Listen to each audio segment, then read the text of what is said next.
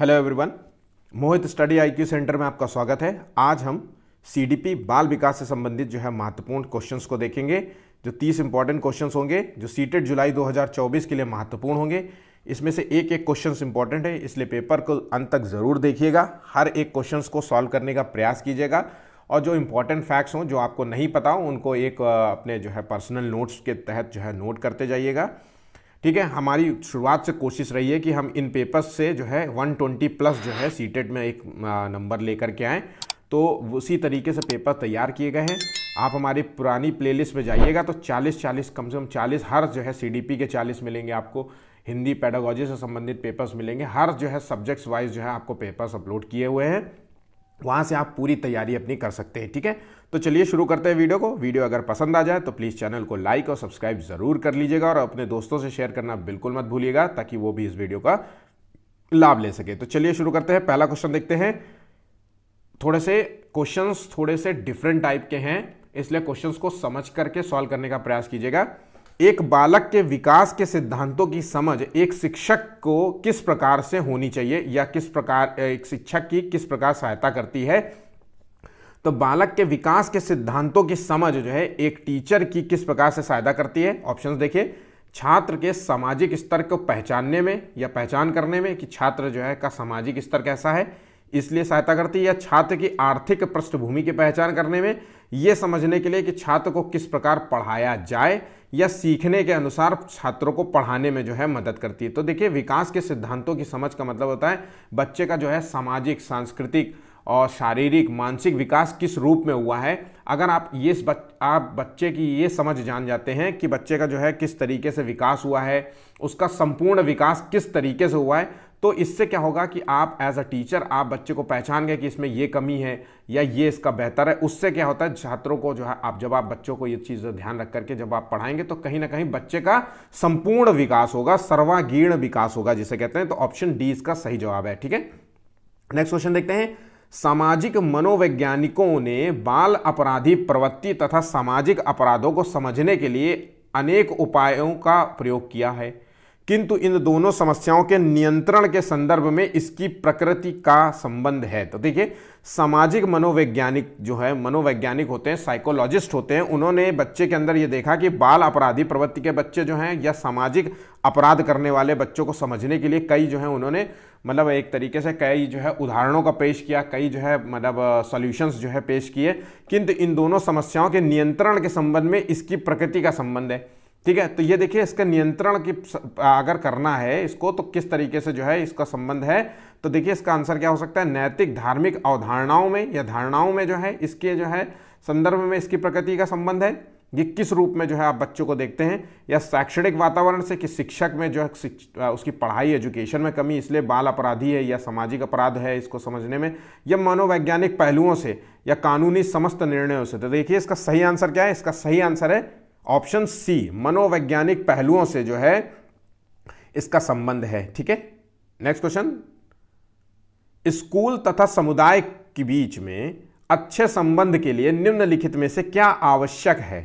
तो देखिए, स्कूल समुदाय के बीच में अगर जहां स्कूल है और जहां समुदाय है, जो समुदाय का मतलब है एक तरीके से सोसाइटी जहां आप रहते हैं, जहाँ आप बात करते हैं, जहाँ आपका उठना बैठना है, उसके बीच में अगर संबंध अच्छे रखने हैं, एक दूसरे के बीच में जो है एक कम्युनिकेशंस होने चाहिए, एक दूसरे के बीच में सामाजिक जो है वार्तालाप होनी चाहिए, सामाजिक अनुकरण होने, सब चीज़ें होनी चाहिए। तो इसके लिए क्या आवश्यक होगा, समय समय पर स्कूल की प्रगति और गतिविधियों की जो है जानकारी समुदाय को देते रहना। क्या मतलब, आप जिस स्कूल में आपका बच्चा है तो क्या होता है कि आपके बच्चे को सारी जानकारी आपके मतलब आप तक पहुंचती जानी चाहिए, जिस समुदाय के भी हो। मतलब समुदाय का मतलब एक व्यक्तिगत समुदाय भी हो सकता है, आप व्यक्तिगत रूप से भी एक इसको आप समझिए एक व्यक्ति के रूप में देखिए।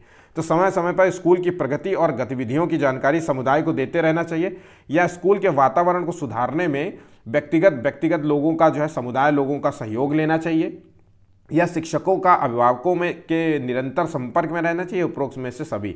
तो देखिए, इसमें जो आंसर है इसके सभी आंसर होंगे। ठीक है, सभी जो है पॉजिटिव है, दोनों के बीच में एक अच्छा जो है अंतर संबंध है, एक दूसरे के बीच में एक तालमेल बिठाते हैं स्कूल और समुदाय के बीच में। भाई, स्कूल ग्रोथ करेगा तभी समुदाय भी ग्रोथ करेंगे।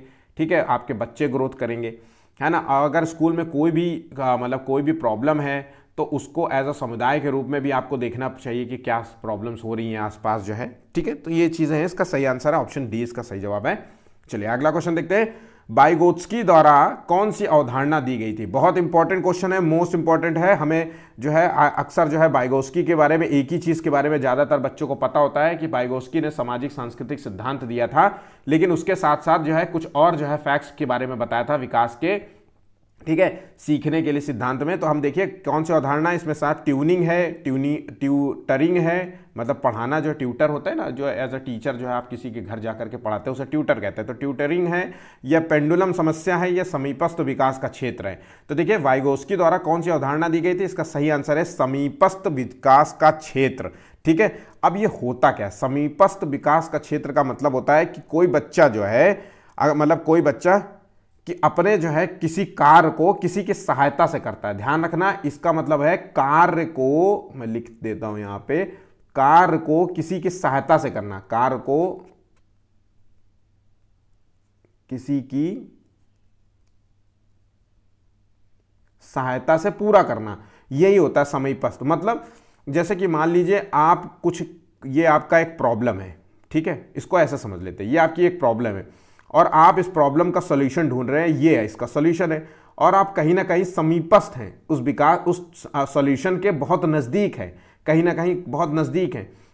और ऐसी सिचुएशन में किसी के मदद से आप उस जो है उस प्रॉब्लम का सॉल्यूशन पूरी तरीके से पा जाते हैं, इसी को कहते हैं समीपस्थ विकास का क्षेत्र, ठीक है।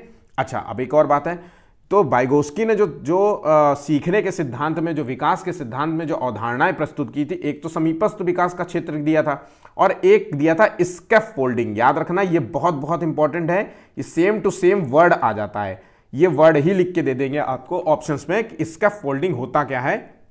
पेडागॉजी के रूप में क्वेश्चन आएगा या एक नॉर्मल क्वेश्चन भी आ जाएगा।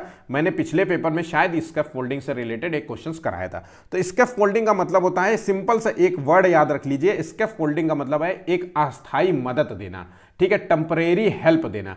किसी बच्चे को कोई प्रॉब्लम है और वो उस प्रॉब्लम में कहीं ना कहीं वो फंस जाता है और उसको सोल्यूशन, जैसे कि आप बच्चों से कहते हैं कि बच्चे बेटा जो है आप जो है ABCD सुनाइए।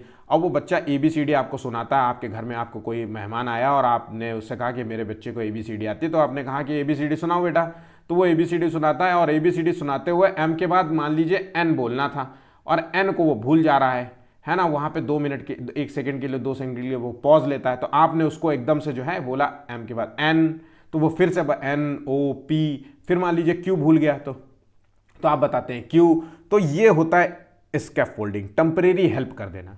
उस पर्टिकुलर टाइम पीरियड में आपने एक हेल्प कर दी और वो आगे बढ़ता चला गया अपने काम की तरफ, मतलब है ना, नॉलेज गेन करता चला गया या बताते चला गया, उस प्रॉब्लम का सॉल्यूशन ढूंढते चला गया, ये होता है स्कैफोल्डिंग। अच्छा, एक और टर्म आता है तीसरा, ये तो 2 टर्म हो गए अवधारणाओं में, तीसरा जो होता है इसको कहते हैं MKD, याद रखना, इसको कहते हैं मोर नॉलेज अदर्स, अपने से अधिक नॉलेज वालों से ज्ञान अर्जित करना। तो ये तीनों जो है याद रखना, पहला जो है जिसको कहते हैं समीपस्थ विकास का क्षेत्र, दूसरा स्कैफोल्डिंग और तीसरा है MKD, ठीक है। तो ये तीनों अवधारणाएं प्रस्तुत की थी, याद रखना, नोट कर लीजिए कॉपी में, एग्जाम्स में पूछ सकता है। चलिए आगे बढ़ते हैं नेक्स्ट क्वेश्चन की ओर। राष्ट्रीय शिक्षा नीति 2020 पूरे देश के लिए प्राथमिक स्तर पर किस भाषा को निर्देश के माध्यम से प्रस्तावित करती है। तो देखिए प्राथमिक राष्ट्रीय जो शिक्षा नीति है वो प्राथमिक स्तर पर भाषा को निर्देश के माध्यम से किस तरह की प्रस्तावित करती है, तो इसका सही जवाब है, देखिए बिल्कुल सिंपल सा है, ये मातृभाषा को प्रस्ताव। ये तो हमें सबको पता है कि जो बच्चे की जो प्राथमिक एजुकेशन होनी चाहिए वो एक मदर लैंग्वेज में ही होनी चाहिए, उसी में प्रारंभ होनी चाहिए, जैसा कि जो उसकी लैंग्वेज है। तो यही आंसर है इसका, इसको बिल्कुल भी कंफ्यूज नहीं करते हैं, सभी को पता होगा, इसमें कंफ्यूज होने वाली बात भी नहीं है, ठीक है। तो चलिए, ओफो, हमेशा ये सिस्टम जरा थोड़ा सा गड़बड़ है यहाँ पे। चलिए अगला क्वेश्चन देखते हैं। वाइगोत्स्की के अनुसार निकटस्थ जो है विकास का क्षेत्र क्या है। अभी मैंने आपको बताया था कि वाइगोत्स्की ने जो कुछ अवधारणाएं प्रस्तुत की थी जिसे कहते हैं समीपस्थ विकास का क्षेत्र, या इसको कह सकते हैं निकटस्थ विकास का क्षेत्र, ZPD इसे कहते हैं, ठीक है। तो बालक के वास्तविक क्षमता स्तर तथा कार्यकारी विकास स्तर का योगफल होता है, या बालक के वास्तविक क्षमता स्तर तथा कार्यकारी स्तर क्षमता स्तर का अंतर होता है, यह बालक के वास्तविक क्षमता स्तर तथा कार्यकारी क्षमता स्तर का गुणनफल होता है या फिर अनुपात होता है। तो देखिए ये योगफल नहीं होता है, ना ये जो है गुणनफल होता है, ना ये अनुपात होता है, ये सीधा होता है अंतर। आपको कितने वास्तविक क्षमता, आपको कितनी आपकी क्षमता है और कार्यकारी क्षमता क्या है, आपको मतलब एक तरीके से ये आपको प्रॉब्लम, ये आपको सोल्यूशन है ना, ये आपको सोल्यूशन है और ये आपकी नॉलेज है। इन दोनों के बीच में जो प्रॉब्लम बचती है उसी को कहते हैं ZPD। ठीक है, मैंने आपको पहले ही बताया था किसी टेम्परेरी जो है सहायता की मदद से अपने कार्य को पूरा करना। ठीक है, चलिए आगे बढ़ते हैं। नेक्स्ट क्वेश्चन, बालक के सीखने के लिए आकलन, मूल्यांकन और अनुदेशन के बीच डैश डैश के दृढ़ीकरण द्वारा सीखने को प्रभावित करता है। तो देखिए बालक के सीखने के लिए मूल्यांकन और अनुदेशन के बीच में जो है संबंधों के दृढ़ीकरण द्वारा सीखने को प्रभावित करता है। इसका आंसर है ऑप्शन डी, इसका आंसर है। ठीक है, अगर दोनों के बीच में जो है सकारात्मक, मूल्यांकन और अनुदेशन के बीच में सकारात्मक संबंध होंगे तो कहीं ना कहीं जो है सीखने की प्रक्रिया भी तेजी से प्रभावित होगी। आप सीखने की प्रक्रिया जो है आप तेजी से कर पाएंगे। लेकिन अगर दोनों के बीच में जो है संबंध जो है नकारात्मक होंगे तो सीखने की प्रक्रिया भी प्रभावित होगी। ठीक है, तो ये चीज को ध्यान रखिएगा, बहुत इंपॉर्टेंट क्वेश्चन है। बालक की समस्या, बच्चे की समस्या को समझने के बाद उन तथ्यों को एकत्र करना है जो उस समस्या के कारण खोजने में सहायक होते हैं। इन तथ्यों के संकलन से बालक में पैदा होता है क्या चीज। तो देखिए एक समस्या है और समस्या का समाधान खोजना है, और जब खोजने के लिए आप जब कोशिश करते हैं तो जो चीज होती है वो होता है चिंतन। ठीक है, ध्यान रखिएगा, चिंतन, ऑप्शंस पढ़ने की जरूरत नहीं है।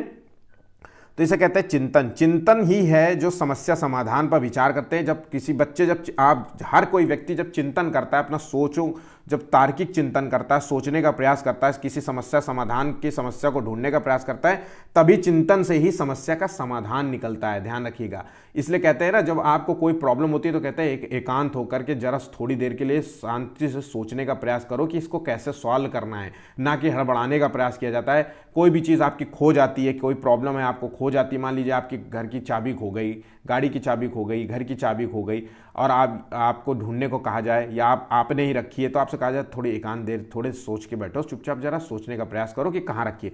तो वही चिंतन की बात कर रहे हैं। ठीक है, ऑप्शन 20 का सही जवाब है। अगला क्वेश्चन देखिए, डैश डैश डैश किसी लक्ष्य की प्राप्ति में बाधा डालती प्रतीत होती है, कठिनाइयों पर विजय पाने की प्रक्रिया है। तो देखिए, तो डैश डैश डैश किसी लक्ष्य की प्राप्ति में बाधा डालती हुई प्रतीत होती है, ये क्या है, तो ये क्या चीज है जो बाधा डालती हुई प्रतीत होती है, ये है समस्या समाधान। ठीक है, ऑप्शन जो है इसका आंसर है सी, समस्या समाधान। ठीक, नेक्स्ट क्वेश्चन, पियाजे के संज्ञानात्मक विकास सिद्धांत के किस अवस्था में बालक वास्तविक संसार की विभिन्न परिस्थितियों का सहारा लिए बिना शाब्दिक जो है वक्तव्यों के तर्क का मूल्यांकन कर सकता है। देखिए बहुत बहुत डिफरेंट क्वेश्चन है, हर बार जो है एक ही तरीके के क्वेश्चंस आप समझते हैं, बिल्कुल जो है क्वेश्चंस का मतलब राइटिंग स्किल में थोड़ा डिफरेंट है, इसलिए जो है बहुत लोग गलत कर देंगे। तर्क का मूल्यांकन जो है इसका मतलब ये नहीं है कि जो है इसका आंसर है कि तार्किक चिंतन है। देखिए इसमें क्वेश्चंस पूछ रहा है कि वास्तविक संसार की विभिन्न परिस्थितियों का सहारा लिए बिना, देखिए याद रखना, वास्तविक संसार की विभिन्न परिस्थितियों का सहारा लिए बिना शाब्दिक वक्तव्यों, मतलब बिना शब्दों का प्रयोग किए बिना बच्चा जो है अपना जो है चीज़ों को प्राप्त कर लेता है, मतलब आपने जो है अपनी चीज़ों का मूल्यांकन, अपने चीज़ों का जो है एक्सप्रेस करता है। तो वो कैसा, किस एज में करता है, तो वो होती है संवेदी प्रेरक अवस्था। याद रखना 0 से 2 साल का बच्चा जो होता है उसमें जो है बोलने की क्षमता नहीं होती है, वो अपने हाव भाव, अपने जो है हाथ के स्पर्श से चीज़ों को बताने का प्रयास करता है। अगर जो है चीज़ों को, जैसे कि कई बार आपने देखा होगा कि अगर आपका बच्चा हाथ पकड़ने की कोशिश करे या मुट्ठी बांधने की कोशिश करे, छोटा बच्चा 1 साल का या 6 महीने का, तो इसका मतलब है कि कहीं ना कहीं वो भूखा है, भूख लगी है उसको। ठीक है, ऐसे जो है कुछ जो है सिंबल्स होते हैं जो उसको बताते हैं। जैसे बच्चा बहुत ज़्यादा पैर उछाल उछाल के खेल रहा हो तो वो एक्साइटेड है। ठीक है, जैसे कि बच्चा जो है कई बार जो है माँ की गोद में बैठता है तो बिल्कुल शांत हो जाता है, लेकिन उसी की जगह किसी और की गोद में बैठता है तो वो शांत बिल्कुल नहीं होता है। तो ये इसी का कारण होता है कि वो बिना मतलब वो उन शब्दों का प्रयोग किए बिना वो उन परिस्थितियों में मतलब चेहरे और हाव भाव और स्पर्श और टच से जो है बताता है। तो संवेदी प्रेरक अवस्था है। क्वेश्चंस को बहुत गौर से समझने का प्रयास कीजिएगा। ठीक है, पियाजे की 4 अवस्थाओं में से, संज्ञानात्मक विकास की 4 अवस्थाओं में से ये एक पहली अवस्था है। ठीक है, चलिए आगे बढ़ते हैं नेक्स्ट क्वेश्चन की ओर। समावेशी शिक्षा की प्रक्रिया सामान्यीकरण में निहितार्थ है। मैंने कई बार आपसे कहा है कि समावेशी शिक्षा से संबंधित हमेशा आपको एक क्वेश्चंस देखने को मिलेगा सीटेट एग्जाम में, और समावेशी शिक्षा बहुत बहुत इंपॉर्टेंट है। ठीक है, आप अगर कमेंट करेंगे हमको तो कमेंट में जो है आप बताइएगा कि समावेशी शिक्षा से संबंधित क्वेश्चंस करा दिए जाए, तो मैं आपको एक प्रॉपर जो है एक वीडियो डाल दूंगा जिसमें समावेशी शिक्षा से संबंधित सभी क्वेश्चंस होंगे, पर आपको कमेंट करना पड़ेगा। ठीक है, तो जब तक ये क्वेश्चंस देख लेते हैं। तो समावेशी शिक्षा का मतलब क्या है? ऐसी शिक्षा जो है यहाँ पे जो है सभी को सामान्य रूप से शिक्षा प्राप्त हो। सभी का मतलब है कि चाहे वो आर्थिक रूप से कमजोर हो, चाहे बौद्धिक रूप से कमजोर हो, चाहे वो शारीरिक रूप से कमजोर हो, या शारीरिक रूप से बहुत अच्छे हो, चाहे बौद्धिक रूप से अच्छे हो, सभी मतलब प्रतिभाशाली बच्चे भी हो, सामान्य बच्चे भी हो, है ना, विशिष्ट प्रकार के बालक भी बच्चे हो, तो ये सभी ऐसे मतलब स्टूडेंट्स को जो है शिक्षा प्रदान करना ही समावेशी शिक्षा कहलाती। इसमें सामान्यीकरण का जो है निहितार्थ है, इसको देख लेते हैं। तो इसका ऑप्शन क्या है? प्रतिभाशाली तथा सामान्य बालकों को कार्य सीखने के अलग अलग सामाजिक वातावरण। मैंने अभी आपको बताया कि ऐसी शिक्षा जहां पे सभी बालक एक ही जगह होकर के पढ़ाई करते हैं, ना कि अलग अलग व्यवस्था की जाती है। ठीक है, क्रियाओं को दूर रखना, व्यायाम आदि कठोर जो है क्रियाओं को दूर रखना, असमर्थ बालकों को बिल्कुल भी, ये भी गलत है, ये भी गलत हो गया। और यहाँ पे प्रतिभा सामान्य सीमाओं का निर्धारण करना कि मतलब प्रतिभाशाली बच्चे ये कार्य करेंगे और सामान्य बच्चे ये करेंगे, क्योंकि वो प्रतिभाशाली है वो पढ़ाई में अच्छे हैं, सामान्य बच्चे जो है पढ़ाई में कमज़ोर हैं, इसलिए पढ़ाई में कमज़ोर है, तो इस तरीके से उनको ऐसा बिल्कुल भी नहीं करना है। हमें सभी को सामान्य रूप से पढ़ाना है, सभी के लिए एक ही क्रियाकलाप करनी है, ऐसा नहीं है। मतलब हो सकता है कि कुछ बच्चों में एक्स्ट्रा ध्यान देना है, पर ये करके नहीं करना है कि ये बच्चे ये नहीं करेंगे, वो बच्चे ये नहीं करेंगे। ऑप्शन 20 का सही जवाब है। बहुत बहुत इंपॉर्टेंट क्वेश्चन है, बिल्कुल भी गलत मत करिएगा। ऐसे क्वेश्चंस आपको नंबर दिलाते हैं, बल्कि ध्यान रखिएगा। ठीक है, हर हाल में सीडीपी में कुछ भी कर लो, 24 से 25 नंबर तो क्वेश्चंस लाना बहुत आसान होता है। जो सामान्य क्वेश्चन होते हैं उनको कहीं ज्यादा परेशान होने की जरूरत नहीं होती। 5 से 6 क्वेश्चंस ऐसे होते हैं जो थोड़े से भाषा लेवल में थोड़े से कंफ्यूज करते हैं। ठीक है, तो मैं फिर भी आपसे कह रहा हूं कि 25 क्वेश्चंस तो हर हाल में आपको लाना ही लाना है। अब जैसे नेक्स्ट क्वेश्चन देखिए, समूहों में चर्चा करना और सकारात्मक शिक्षक छात्र संबंध किस कक्ष की विशेषता है? अब ये बिल्कुल सिंपल सा क्वेश्चन है, लेकिन ऑफलाइन पेपर मैंने कराते हुए अपने देखा बच्चों से कि ये क्वेश्चंस भी गलत कर देते हैं। जैसे समूह में बच्चे को साथ चर्चा कर रहे हो आप, सकारात्मक रूप से शिक्षक और छात्र के संबंध को जो है किस तरीके की कक्षा कक्ष होनी चाहिए, तो ये कक्षा कक्ष की विशेषता प्रगतिशील कक्षा कक्ष की है, या पाठ्य पुस्तक केंद्रित कक्षा कक्ष की है, या व्यवहारवादी कक्षा कक्ष की है, या शिक्षक केंद्रित कक्षा कक्ष की है? तो देखिए इसका सही आंसर क्या है? तो शिक्षक छात्र जो संबंध जो है किस प्रकार की कक्षा कक्ष का विशेषता, ये प्रगतिशील कक्षा कक्ष क्या होता है? प्रगतिशील जो क्लासरूम होती है, वहाँ क्लासरूम में क्या क्या क्वालिटीज़ होती है? एक तो क्वालिटी ये होती है कि वहाँ पे टीचर और जो है बच्चों के बीच में जो एक फ्रेंडली बिहेवियर होता है। ठीक है, ऐसी क्लासरूम में जो है टीचर्स कभी भी बच्चों से जो है प्रश्न पूछने पे डांटता नहीं है, तो डांट वाला जो है प्रावधान इसमें नहीं होता। समूह पे चर्चा होती है, एक दूसरे के साथ बैठ करके चर्चा होती है और उन प्रॉब्लम्स का सॉल्यूशन दिया जाता है। ठीक है, क्वेश्चनिंग आंसरिंग होती है, वहाँ पे क्वेश्चंस पूछे जाते हैं, आंसर बताया जाता है, टीचर भी क्वेश्चन पूछता है और टीचर से भी बच्चे क्वेश्चंस पूछते हैं। तो ये प्रगतिशील कक्षा का उदाहरण होता है। ठीक है, चीजें समझ गए होंगे। चलिए आगे बढ़ते हैं नेक्स्ट क्वेश्चन की ओर। कौन सी बुद्धि के निम्नलिखित में से कौन सी बुद्धि के बहुप्रतिभा सिद्धांत की आलोचना करता है? बहुप्रतिभा सिद्धांत का मतलब होता है मल्टीपल इंटेलिजेंस की बात कही जा रही है। ठीक है, और ये मल्टीपल बहुप्रतिभा सिद्धांत किसने दिया था? मल्टीपल इंटेलिजेंस का सिद्धांत किसने दिया था? तो ये सिद्धांत दिया था गार्डनर ने। गार्डनर ने एक बताया था कि व्यक्ति के अंदर जो है 8 प्रकार की विशेष बुद्धियां होती हैं। ठीक है, वो 8 प्रकार की विशेष बुद्धि क्या होती है? कोई संगीत में अच्छा हो सकता है, कोई मैथमेटिक्स गणना में अच्छा हो सकता है, कोई रनिंग में फिजिकल स्ट्रेंथ में अच्छा हो सकता है, कोई खाली स्थान को समझने में अच्छा हो सकता है, कोई भाषाई में अच्छा हो सकता है, जिसे कहते हैं लेखक जो राइटिंग जो है कविताएं लिखते हैं, जो कहानियां लिखते हैं, पिक्चर की कहानियां आप देखते हैं कितनी साइंस फिक्शन वाली लिख देते हैं। ठीक है, तो ये सभी चीज़ें होती हैं। तो ये एक बहुप्रतिभाशाली जो है मतलब व्यक्ति की जो है पहचान होती है। तो देखिए इसका आलोचना देखना है तो बुद्धि के विभिन्न कारक केवल संपूर्ण बुद्धि की विभिन्न प्रतिभाएं हैं, या फिर बुद्धि के विभिन्न कारक छात्र को अपनी क्षमताओं को खोजने में सहायता करते हैं। ठीक है, या ये व्यवहारिक बुद्धि पर अधिक बल देता है, ये अनुभव आधारित प्रमाणों पर आधारित नहीं है। तो देखिए ये समालोचना है, ये इसका सही आंसर है ऑप्शन बी इसका सही आंसर। ठीक है, चलिए आगे बढ़ते हैं। विकास निम्नलिखित में से किस पर निर्भर करता है? तो विकास जो है किस पर निर्भर करता है? तो हम सभी को पता है कि डेवलपमेंट जो होता है वो हेरिडिटी और इन्वायरमेंट, ये दो पर तो जो है टिका ही हुआ है। ठीक है, हेरेडिटी का मतलब है आनुवंशिक बनावट और इन्वायरमेंट का मतलब है भौतिक वातावरण, जो शारीरिक वातावरण हो या आसपास का जो वातावरण है जिसका कहते हैं फिजिकल जो है इन्वायरमेंट। ठीक है, तो ये तो बिल्कुल हो गया। व्यक्ति के डेवलपमेंट में ये दोनों का रोल सबसे महत्वपूर्ण है। लेकिन वाइगोस्की के अनुसार भी जो है एक जो मनुष्य का डेवलपमेंट होता है, बच्चे का जो डेवलपमेंट होता है, सामाजिक और सांस्कृतिक कारक भी इसमें इन्वॉल्व हो जाते हैं। तो एक तरीके से इसमें तीनों आंसर सही हो जाते हैं। ठीक है, तो ऑप्शन इसका डी आंसर है। बिल्कुल भी बहुत सिंपल क्वेश्चन था, गलत किसी ने भी नहीं किया होगा आई गेस। ठीक है, अब अगला क्वेश्चन देखते हैं। 15 क्वेश्चन हो सकता है। तो 15वां क्वेश्चन है, शिक्षकों को निर्णय लेने में विद्यार्थियों को शामिल करना चाहिए और कक्षा में सक्रिय भागीदारी को प्रोत्साहित करना चाहिए। तो देखिए, टीचर को निर्णय लेने में विद्यार्थियों को भी शामिल करना चाहिए और जो है कक्षा में सक्रिय भागीदारी को प्रोत्साहित करनी चाहिए। तर्क ये दिया जा रहा है कि अधिगम जो है, जो लर्निंग होती है, वो शिक्षक द्वारा विद्यार्थियों को सीधे रूपांतरित होती है। ध्यान रखना, यहां बोल रहा है सीधे रूप से रूपांतरण होता है। तो ये चीज तो तर्क गलत हो जाता है। देखिए, ठीक है, यहां पे क्या है, तर्क गलत होता है, सीधे रूपांतरण नहीं होता। अधिगम की जो प्रक्रिया होती है, जो भी टीचर हो या चाहे वो परिवार हो, चाहे जैसा हो, बच्चा जो है निरंतर ताउम्र सीखता रहता है और निरंतर चलने वाली प्रक्रिया है। तो लर्निंग जो होती है व्यक्ति की, वो निरंतर चलती रहती है और चलते चलते जो है बच्चा धीरे धीरे हर एज में, हर स्टेज में सीखता है, ना कि सीधे रूपांतरण हो जाता है। तो यहाँ जो कथन है वो सही है।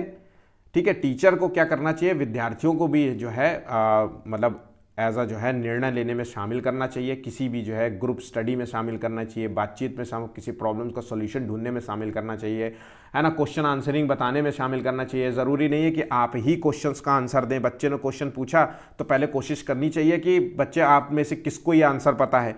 तो वो कुछ बच्चे शायद जो है प्रतिभाशाली बच्चे या कुछ सामान्य बच्चे जिनको इनका आंसर पता होगा, वो हाथ खड़ा करेंगे और वो बताएंगे सर मुझे पता है। तो उनके भी जो है इस तरीके से जो है उनको पार्टिसिपेट करने देना चाहिए। ठीक है, तो इस चीज़ को समझ गए होंगे। तो इसमें देखिए ए सही है और आर गलत है। तो ए सही है, आर गलत है, यहाँ ऑप्शन सी इसको लॉक कर देंगे। ठीक है, चलिए आगे बढ़ते हैं। अपनी कक्षा के लिए मूल्यांकन पद्धति तय करने से पहले एक शिक्षक को किन बातों पर विचार करना चाहिए। तो देखिए, अपनी कक्षा के लिए मूल्यांकन पद्धति तय करने से पहले एक टीचर को क्या करना चाहिए, मेरे अलावा इन परिणामों का उपयोग कौन करेगा, इसका विचार करना चाहिए, या मेरे विशिष्ट छात्रों के अधिगम वक्र का पता लगाने का सर्वोत्तम तरीका यही है। मूल्यांकन करने का मतलब ये है कि विशिष्ट जो छात्र हैं, या जो विशिष्ट का मतलब है चाहे वो कम शारीरिक रूप से या मानसिक रूप से कमज़ोर हो, या चाहे वो अच्छे हो, पढ़ाई में अच्छे हों और सामान्य रूप से हों, सभी बच्चों का जो अधिगम एक वक्र तैयार करेंगे कि किस बच्चे की स्किल्स कितनी अच्छी हैं, क्या कमियां हैं, क्या प्रॉब्लम्स है, क्या चीज़ें उसको नहीं आती। इसका पता लगाने का सर्वोत्तम तरीका यही है कि उसका मूल्यांकन किया जाए। ठीक है, उसको पता लगाया जाए कि किस तरीके से होता है, या कौन सा तरीका अध्यापिका को स्वयं के शिक्षा शास्त्र पर चिंतन करने में सहायता करेगा। या मूल्यांकन पद्धति इसलिए भी करते हैं कि हम बच्चे को जानने का प्रयास करते हैं मूल्यांकन के माध्यम से, ताकि जो है हम खुद भी जो है समझ सके बच्चे के जो है पढ़ाई में किस तरीके से मदद कर देंगे, और कहीं ना कहीं मेरी भी मदद हो जाएगी, अध्यापिका की भी, या कौन सी विधि छात्रों के अच्छे नंबर लाने में हासिल होगी। तो ये तो चीज़ें गलत हो गई। यहाँ पे जो है केवल 2 और 3 सही है यहाँ पे। ठीक है, तो आंसर देखिए 2 और 3, यहाँ ऑप्शन डी इसका सही जवाब है। ठीक है, नेक्स्ट क्वेश्चन देखिए, निम्नलिखित में से अध्यापन अधिगम का सबसे प्रभावशाली माध्यम कौन सा है। तो अध्यापन अधिगम का सबसे प्रभावशाली माध्यम कौन सा है, बिना विश्लेषण के अवलोकन करना, ये एक अच्छा मेथड माना जाएगा। ठीक है, लर्निंग स्किल्स को बढ़ाने के लिए, या अनुकरण या नकल या दोहराना, या विषय वस्तु को यंत्रवत याद रखना, या फिर जो है संकल्पनाओं के बीच में संबंध खोजना। तो देखिए इसका सही आंसर क्या होगा। तो अध्यापन अधिगम का जो सबसे प्रभावशाली माध्यम है वो कौन सा होगा, तो संकल्पनाओं के बीच में संबंध खोजना, यही आंसर है इसका। ऑप्शन डी इसका सही से सही जवाब है। इंपॉर्टेंट है क्वेश्चंस और बिल्कुल सिंपल है, कोई भी कंफ्यूज नहीं है, क्योंकि दोहराना तो कभी भी जो है एक लर्निंग के लिए बेहतर नहीं होता। बिना विश्लेषण मतलब बिना उसको सही से एक्सप्लेन किए, उसको समझाए, उसके बारे में सही से जानकारी दिए बिना जो है याद करा देना, अवलोकन करा देना, समझा देना बस कि हाँ ठीक है कर लो, या विषय वस्तु को यंत्रवत याद रट्टू तोता बनाने के लिए, या उसके बीच में जो भी आप अधिगम करा रहे हैं, जो भी आप याद करा रहे हैं बच्चों को, उनके बीच में पूरा जो है उसको नॉलेज देना कि क्या है। जैसे कि मान लीजिए आप किसी एक छोटे से टॉपिक को पढ़ा रहे हैं, तो उनकी सब टॉपिक के बारे में सारी चीज़ों के बारे में बताना और उन एक दूसरे के लिंक्स, संबंधों को एक दूसरे से जोड़ करके आंसर्स कराना, ताकि जो है बच्चों को अधिकतम समय तक वो अधिगम याद रहे, लर्निंग याद रहे, वो मतलब अपने मैक्सिमम एज तक वो चीज़ें भूल ना पाए। ठीक है, चलिए आगे बढ़ते हैं नेक्स्ट क्वेश्चन की ओर। शिशु के संवेग होते हैं, तो बहुत सिंपल सा क्वेश्चन है। तो बच्चों के जो इमोशंस होते हैं वो कैसे होते हैं? अस्पष्ट होते हैं। एक तो समझ में नहीं आती कि बच्चा क्या मांग रहा है, क्या खाना देने के बाद भी रो रहा है, दूध पीने के बाद भी रोया, तो हमें समझ में नहीं आता क्या मांग रहा है, क्या कहना चाह रहा है। तो ये चीज़ होते हैं, अस्पष्ट होते हैं और स्थिर होते हैं। अस्थिर कैसे? मान लीजिए कि वो अभी एकदम से शांत है, आपकी गोद में शांत है, और दूसरा कोई आपका दोस्त आया या आपका कोई भी आया व्यक्ति और आपके बच्चे को जो है बिल्कुल शांति से खेल रहा है, मस्त एक्साइटेड है, कोई खेल रहा है, इधर उधर चीज़ें फेंक रहा है, और आपने उसको एकदम से छुआ और उठाया तो वो रोने लगा, तो अस्थिर हो गया। तो यही है, अस्थिर और अस्पष्ट होते हैं। ठीक है, तो संवेग जो होते हैं, बच्चे के इमोशंस होते हैं अस्थिर और अस्पष्ट। नेक्स्ट क्वेश्चन, आपकी कक्षा का एक शिक्षार्थी जो है, एक विद्यार्थी 3x3 को 3+3 समझता है, वो किस विकार से पीड़ित है? तो देखिए, ये जो विकार है इसको क्या कहते हैं, ये बहुत ज़रूरी है इसका आंसर, और ये बहुत सिंपल है, डिसकैलकुलिया कहते हैं इसको। ऑप्शन 20 का सही जवाब है। सभी ने ये उसका सही जवाब ही किया होगा, क्योंकि कैलकुलिया में क्या है, गणितीय गणनाओं को समझने में उसको बच्चे को कठिनाई होती है।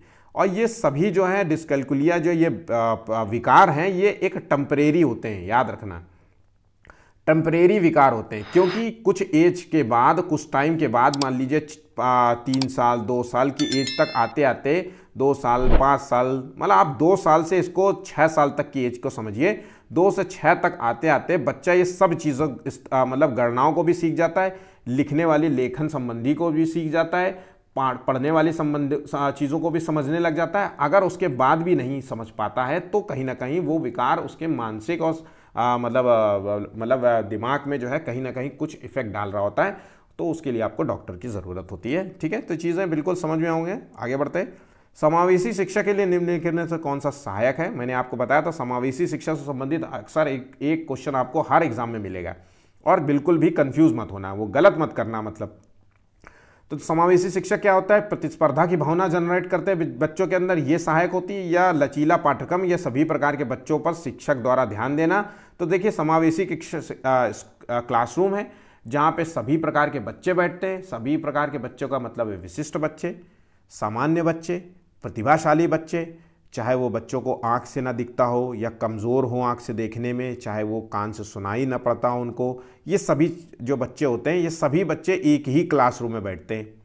ठीक है, और एक ही क्लासरूम में बैठते हैं और टीचर द्वारा उनको पढ़ाया जाता है। ऐसा नहीं है कि उनको अलग कर दिया जाता है ना। तो लचीला पाठ्यक्रम होता है, बहुत ही लचीला होता है, जो चीज़ों बच्चों को आसानी से समझ में आ जाए। उतना ही सिलेबस होता है जितना ज़रूरत है। ऐसा नहीं कि एक्स्ट्रा जो है पढ़ना जो है 4 चैप्टर है और दे रखा है 12 चैप्टर, तो ऐसा नहीं होना चाहिए। ठीक है, और टीचर के द्वारा हर बच्चे पे फोकस किया जाता है, सभी बच्चों का मूल्यांकन किया जाता है कि किसकी क्या प्रॉब्लम्स है। तो ये चीज़ें बहुत समझ गए होंगे, यहाँ तक चीज़ों को इतना समझाने की मुझे ज़रूरत नहीं है, आई गेस, मुझे पता है।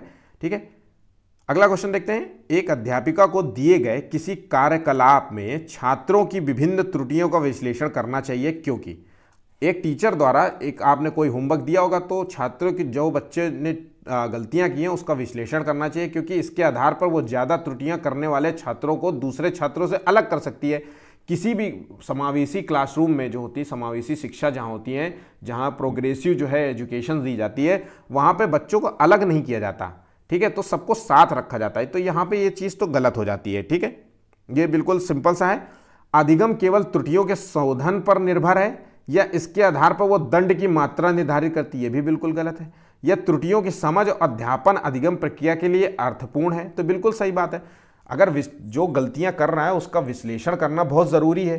विश्लेषण इसीलिए करना है ताकि जो है आगे जो है वो गलतियां फिर से वो बच्चा ना करे, उसको सुधारने का प्रयास करना चाहिए टीचर।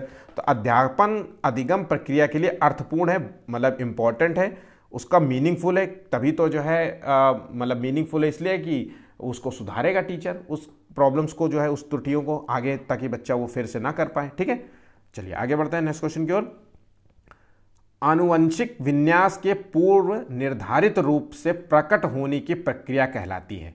तो देखिए इसका सही आंसर क्या है, तो आनुवंशिक विन्यास के पूर्व निर्धारित रूप से प्रकट होने की प्रक्रिया जो कहलाती है उसे कहते हैं परिपक्वता। ठीक है, ऑप्शन सी इसका सही जवाब है, बिल्कुल भी गलत ना करिएगा। नेक्स्ट क्वेश्चन देखते हैं, बच्चों को विभिन्न प्रकार के अनुभव प्राप्त होते हैं जब वे, अच्छा बच्चे जो हैं विभिन्न प्रकार के जो है अनुभव प्राप्त करते हैं वो कब, जब वो स्वयं से कार्य को करते हैं। जब वो स्वयं से करते हैं किसी भी कार्य को तो वो मतलब स्वयं से उनको एक, जब वो कार्य करते हैं तो उनको पर्सनल एक्सपीरियंस प्राप्त होता है। ठीक है, या जब वो बाहर घूमने जाते हैं जिसे कहते हैं भ्रमण, आपने अक्सर देखा होगा कि बच्चों को भ्रमण करते हुए पढ़ाना चाहिए। या परीक्षा देने में भी, परीक्षा जब आप देते हैं, जब वो अब मान लीजिए इस साल में एक बार तो उनका मूल्यांकन होता ही है परीक्षा के माध्यम से, कॉपी पेन के माध्यम से, तो वो भी ज़रूरी है अनुभव, उसके भी एक पर्सनल एक्सपीरियंस कुछ ना कुछ मिलते हैं बच्चों को जो है। तो ये सभी आंसर्स होंगे इसके सही जवाब। ठीक है, चलिए आगे बढ़ते हैं।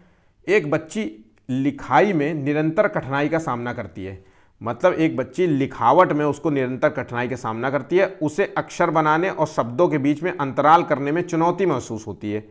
ठीक है, यह लक्षण किस प्रकार के अधिगम की ओर इशारा करती है, तो मतलब है लिखावट में उसको दिक्कत होती है, निरंतर जो है लिखाई में उसे दिक्कत होती है, शब्दों के अंतराल के बीच में अक्षर बनाने में समझ नहीं पाती है, वो चुनौती महसूस करती है, तो ऐसे को आलेख वैकल्य कहते हैं। ठीक है, याद रखना गणन वैकल्य में गणना संबंधी दोष होता है, जैसे 3 × 3 को 3+3 लिख दिया उसने, मैंने अभी क्वेश्चन कराया था, है ना, या पठन संबंधी में जो है पढ़ ना पाता हो। ठीक है, तो ये चीज़ें हैं, आलेख में लेखन संबंधी जो है समस्या होती है। ठीक, चलिए आगे बढ़ते हैं नेक्स्ट क्वेश्चन की ओर। अभिप्रेरणा तकनीक के रूप में निंदा को प्रभावी ढंग से प्रयोग किया जा सकता है, तो अभिप्रेरणा तकनीक के रूप में निंदा को प्रभावी ढंग से प्रयोग किया जा सकता है, इसका सही आंसर देखना है। तो निंदा से पूर्व छात्रों के सकारात्मक प्रयासों की पहचान द्वारा, या बालक की गलती के साथ साथ दूसरे कारकों को भी दोषी ठहराना, या अपमानजनक भाषा के स्थान पर निंदा के लिए अच्छी भाषा का प्रयोग करना, या उपरोक्त में से सभी। तो देखिए इसका सही जवाब है आंसर डी। ठीक है, नेक्स्ट क्वेश्चन, निम्नलिखित में से कौन सा युग्म सुमेलित नहीं है, तो बच्चे भाषा के बारे में निश्चित ज्ञान के साथ प्रवेश करते हैं, ये चोम्स्की ने कहा था, चोम्स्की ने ये कहा था। ठीक है, तो चोम्स्की, हम सभी को पता है कि चोम्स्की ने जो है भाषा को जो है महत्वपूर्ण माना था, भाषा विकास का सिद्धांत भी उन्होंने प्रस्तुत किया था चोम्स्की में। ठीक है, तो इन्होंने कहा था कि बच्चों के अंदर जो है भाषा सीखने की क्षमता जो होती है उनके अंदर जन्मजात होती है, तो ये आंसर तो बिल्कुल सही है यहाँ पर, यहाँ पे हमें सुमेलित नहीं है। भाषा और विचार प्रारंभ में दो विभिन्न जो है गतिविधियाँ होती हैं, जैसे वाइगोस्की ने जो है इसको माना था सीखने की पद्धति में जो है, तो ये भी बिल्कुल सही है। भाषा विचार पर आधारित है पियाजे ने, तो ये बिल्कुल गलत है, याद रखना ये गलत है। ये जो विचार है भाषा विचार पर आधारित है, ये कथन दिया था चोम्स्की ने, चोम्स्की जिन्हें कहा जाता है भाषा विकास का सिद्धांत जिन्होंने दिया था, याद रखना बहुत बहुत इंपॉर्टेंट है। चोम्स्की नाम लिख देता हूँ, फिर बाद में कंफ्यूज ना होंगे। बहुत मेहनत से आप लोगों के लिए पेपर बनाता हूँ, ठीक है, किसी तरीके से मैं पढ़ाने का प्रयास करता हूँ। तो देखिए चोम्स्की हैं, चोम्स्की ने जो है भाषा विकास का सिद्धांत दिया था। बच्चों में जो है जो भाषा सीखने की जो क्षमता होती है वो जन्मजात होती है। बच्चा जैसे जैसे मान लीजिए जैसे जैसे वो एक इन्वायरमेंट उसको मिलता जाएगा, जैसे जैसे उसकी एज बढ़ती जाएगी और एज के साथ साथ उसको वो वाला इन्वायरमेंट मिलता जाएगा भाषा सीखने वाला, वैसी उसकी भाषा हो जाएगी। मान लीजिए एक बच्चा गांव में रहता है तो उसकी जो इन्वायरमेंट उसको आसपास का जो माहौल मिला वो गांव की भाषा का मिला, तो वो गांव की भाषा की तरह बोलेगा। बहुत सारे उसके शब्दकोश कम होंगे, छोटे होंगे, वो उसकी स्पीकिंग लैंग्वेज अलग होगी।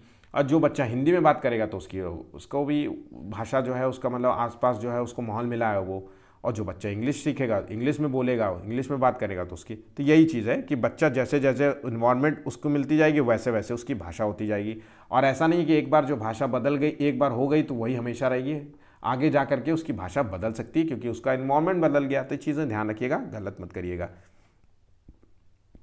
चोम्स्की का विकास सिद्धांत आधारित है, किस पर आधारित है? तो मैंने अभी आपको बताया था कि चोम्स्की ने जो विकास सिद्धांत दिया था वो भाषा का विकास का सिद्धांत दिया था। भाषा के जो है उन्होंने महत्वपूर्ण माना था। उन्होंने कहा था कि बच्चे में जो है भाषा सीखने की जो क्षमता होती है वो जन्मजात ही उसे मिल जाती है। तो उन्होंने जो सिद्धांत दिया था वो भाषा पर दिया था। बहुत बहुत इंपॉर्टेंट क्वेश्चन है, कन्फ्यूज मत करिएगा अपने आप को। अगला क्वेश्चन है सृजनात्मक बालक वो है, सृजनात्मक का मतलब है क्रिएटिविटी। तो क्रिएटिव क्रिएटिविटी करने वाला, कुछ नई खोज करने वाला, कुछ नया बनाने वाला, जैसे आर्ट में कुछ नया बना दिया, कुछ नए कार की डिज़ाइन बना दिया, डिज़ाइन बनाने वाले। आजकल जो है फैशन डिज़ाइन जो है क्रिएटिविटी पर आधारित है। ये सब चीज़ें जो हैं जो अव्यवस्था को कतई नहीं स्वीकार करते हैं, हमेशा जोखिम उठाने को तैयार रहते हैं, भावनात्मक प्रवृत्ति का नहीं होता है, ये श्रेष्ठ बनने की चाह होती है। तो देखिए जो क्रिएटिविटी वाला होगा वो हमेशा जोखिम उठाने के लिए तैयार रहेगा, क्योंकि क्रिएटिविटी में नुकसान बहुत जल्दी होता है। मान लीजिए कोई आप आर्ट है, अब आर्ट में आपका समय नुकसान हो रहा है, आपके कितना सारा कलर आपका नुकसान हो रहा है, तो जोखिम उठाना पड़ेगा कि ये बनेगा कि नहीं बनेगा, कैसा बनेगा हो सकता है। या आपने कोई ड्रेस बनाना चाह रहे हैं तो उसका भी इसी तरीके से है कि आपको जोखिम उठाना पड़ेगा। तो सृजनात्मक जो बालक होते हैं वो हमेशा जोखिम उठाने के लिए तैयार रहते हैं। ऑप्शन 20 का सही जवाब है। अगला क्वेश्चन, निम्नलिखित में से किस मनोवैज्ञानिक ने वैयक्तिक विभिन्नताओं की उत्पत्ति में आनुवंशिकता की भूमिका को सर्वाधिक महत्वपूर्ण माना है? तो देखिए आनुवंशिकता को जो है सबसे ज़्यादा जो है वैयक्तिक विभिन्नताओं की उत्पत्ति में जो है, जो बच्चों के अंदर जो है डिफरेंट जो टाइप के जो लोग होते हैं उनमें जो भिन्नताएं होती हैं लोगों में, उनमें आनुवंशिकता को, हेरिडिटी को सबसे ज़्यादा महत्वपूर्ण माना है। वो है, ये गाल्टन ने सिद्धांत दिया था, याद रखना गाल्टन का है, कहा हुआ ये जो बात कही है। ठीक है, भाषा के अर्जन एवं विकास के लिए सबसे ज़्यादा संवेदनशील अवधि कौन सी होती है? तो भाषा के अर्जन और विकास के सिद्धांत अगर हम बात करें तो जो सबसे ज़्यादा ज़रूरी होती है वो होती है मध्य बाल्यावस्था। याद रखना, मध्य बाल्यावस्था। बिल्कुल भी गलत मत करिएगा, बहुत बार क्वेश्चन पूछा गया है, तो ये मोस्ट इंपॉर्टेंट है और अक्सर बच्चे इसको कंफ्यूज होकर के गलत कर देते हैं। तो ये चीज़ बिल्कुल नहीं होनी चाहिए उनको, तो ये क्वेश्चन कहीं भी गलत नहीं होना चाहिए। ठीक है, तो चलिए आज का जो है 30 क्वेश्चन इंपॉर्टेंट समाप्त होते हैं। और अगर वीडियो पसंद आया तो प्लीज़ चैनल को लाइक और सब्सक्राइब ज़रूर कर लीजिएगा और अपने दोस्तों से शेयर करना बिल्कुल मत भूलिएगा। आज के लिए बस इतना ही, धन्यवाद।